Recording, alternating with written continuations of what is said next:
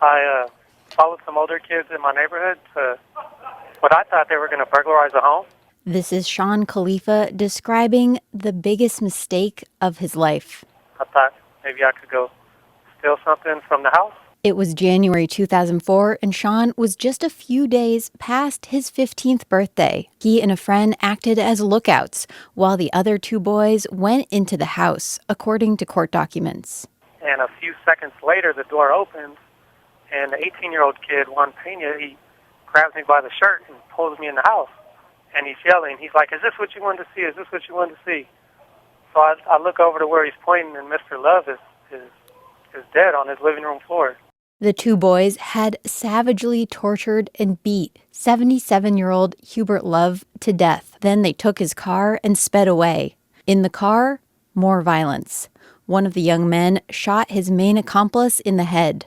Khalifa swears he had no idea his friends could commit such heinous acts, but he kept quiet. He now says it was because he feared for his own life after seeing one friend murder the other. However, he also takes responsibility for getting into that situation. Looking back, Khalifa admits he was a thief and ran with a bad crowd.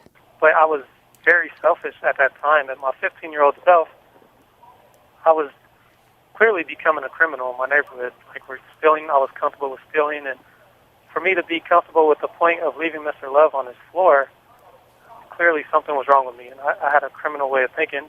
Khalifa was convicted of first-degree murder, even though he had no prior knowledge of the killings and wasn't in the house when they were committed. He was sentenced to 25 years to life and spent 3 years in juvenile hall, then was transferred to Donovan State Prison in San Diego.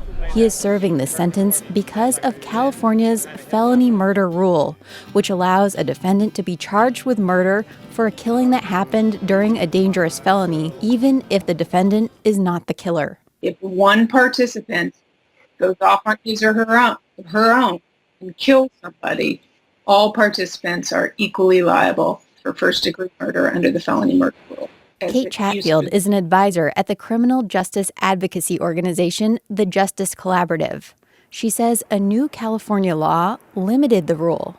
It says people can't be convicted of murder unless they were the actual killer, helped the killer, or, quote, acted with reckless indifference to human life. The new law says people sentenced under the felony murder rule can apply for resentencing. SB 1437 is not just a get-out-of-jail-free card for people who are in prison.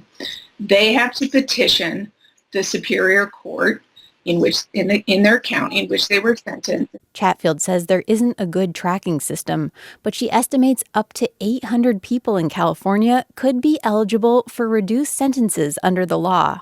But the law has powerful opponents. It essentially allows people to get away with murder. San Diego District Attorney Summer Stephan is one of several California DAs who are opposing the new law in court.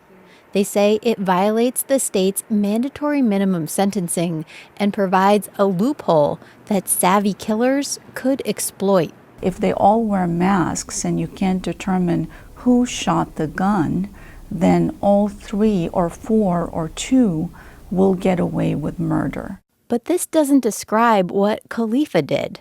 He helped a robbery that turned into a murder. Stephan says there are other ways people like him can get reduced sentences. Well, they could petition for resentencing if they truly had a lesser role. She says San Diego is the first county to cut someone's sentence under the new law that took effect this year. Khalifa has asked the Riverside courts for a lesser sentence multiple times and has been denied. Tomorrow, we'll talk about what it has been like to grow from a boy into a man while behind bars. Claire Tregesser, KPBS News.